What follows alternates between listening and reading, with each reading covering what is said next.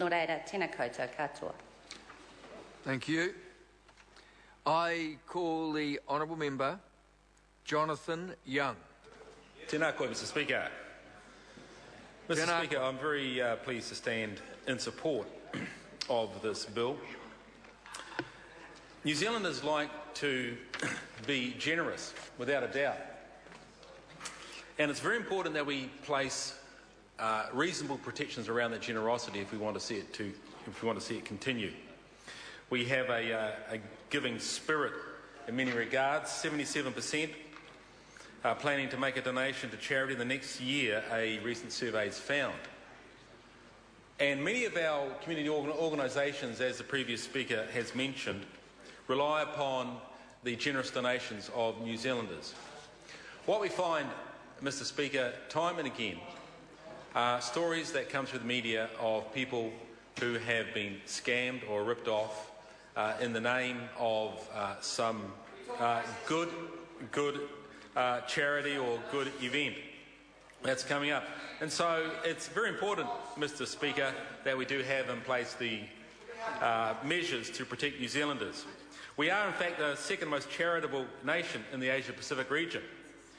According to MasterCard's survey of around about 6,000 people across 14 countries, the only nation that was actually more charitable than us was Indonesia. We came second and even beat the Australians ahead of that. We do have 25,500 organisations registered with the Charities Commission, and that organisation is obviously to bring credibility and accountability and transparency to our charitable sector. And this is exactly what this bill is seeking to do.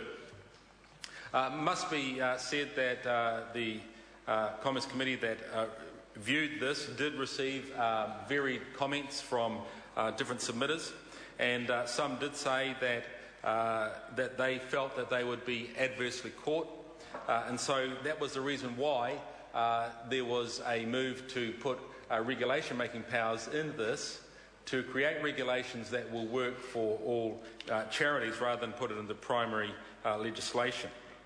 As stated before, some reputable charities in our communities, people who do great work for our communities, whether they be rescue helicopter trusts or the like, do rely upon full-time professional fundraising organisations. And some of those organisations, Mr Speaker, only rely upon them because the work that they do, on many accounts by volunteers, is totally immersed in doing the work of the charity, and so they don't have the capacity to be fundraising as well. Mr Speaker, it is important that the public have faith that their donations to charities are going to the charities.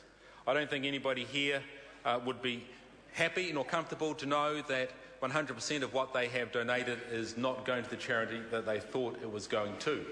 That aside, we realise some of the complexities and some of the pragmatic aspects around fundraising, but I think what it does when a fundraising organisation is going to be faced with the necessity to disclose what portion of the donation they receive for their own administrative or salaried costs, then it's actually going to be a challenge which will cause the reputableness and the quality of the charity to once again, I think, stand up in its own right.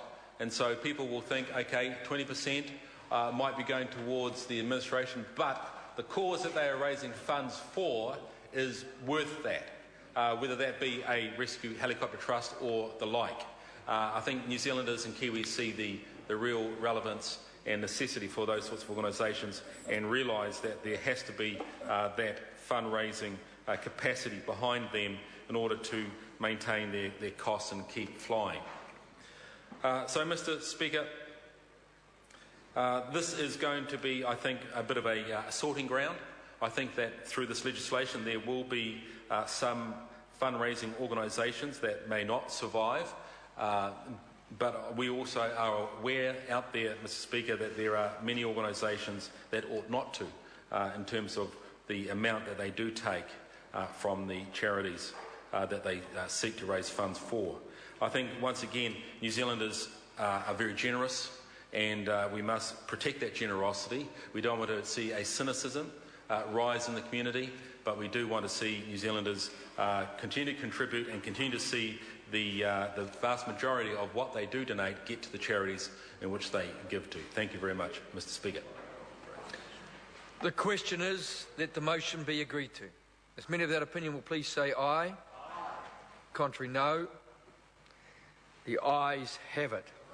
Fair Trading Soliciting on behalf of Charities Amendment Bill, second reading.